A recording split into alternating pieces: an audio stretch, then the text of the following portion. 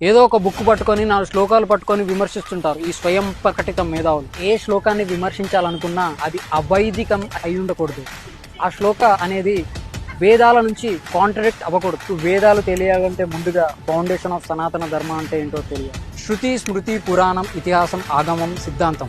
అందులో శృతి అంటే 4 వేదాలు: ఋగ్వేదం, యజుర్వేదం, సామవేదం, అధర్వణ వేదం. అందులో ఒక్క వేదం చదువుకోవాలంటే 13 సంవత్సరాలు పడుతుంది. 4 వేదాలు చదువుకోవాలంటే 54 సంవత్సరాలు పడుతుంది నైష్టిక బ్రహ్మచర్యంతో. లేదా దాన్ని సపోర్ట్ చేసే వేదాంగాలు శిక్ష, వ్యాకరణం, ఛందస్సు, యుక్త, జ్యోతిష్య, కల్ప అనే 6 వేదాంగాలు తెలిసి ఉండాలి.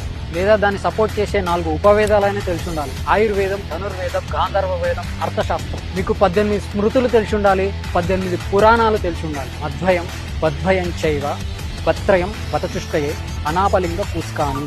మార్కండేయ పురాణం, మత్స్య పురాణం, భగవత పురాణం, భవిష్య పురాణం, బ్రహ్మాండ పురాణం, బ్రహ్మ పురాణం, బ్రహ్మ వైవర్త పురాణం, విష్ణు పురాణం, వరాహ పురాణం, వామన పురాణం, వాయు పురాణం, అగ్ని పురాణం, నారద పురాణం, పద్మ పురాణం, లింగ పురాణం, గరుడ పురాణం, కూర్మ పురాణం, స్కాంద పురాణం.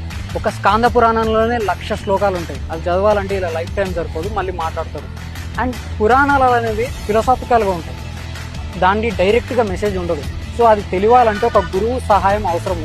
Without having knowledge or qualification in aerospace engineering, how do you to understand the rocket science?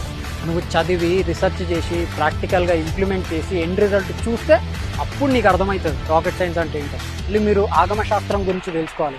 అందులో 77 శక్తి ఆగమాలు ఉంటాయి, అంటే అమ్మవారి గుళ్ళకి అలానే కడతారు. 28 శైవ ఆగమాలు ఉంటాయి, అంటే శివుడి గుళ్ళు అలానే కడతారు.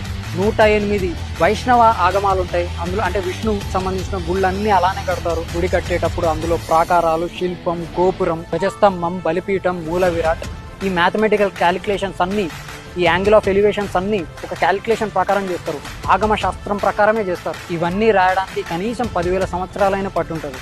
Not precisely.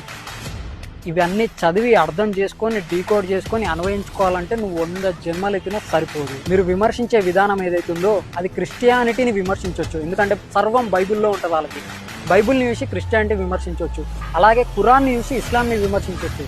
సనాతన ధర్మం అలా కాదు మిత్రమా. అనంత వాహినిలా ప్రవహించే సత్సాంప్రదాయ సనాతన ప్రవాహాన్ని ఎవరు ఆపలేరు. జై శ్రీరామ్. జై శ్రీరామ్ బోలేగా.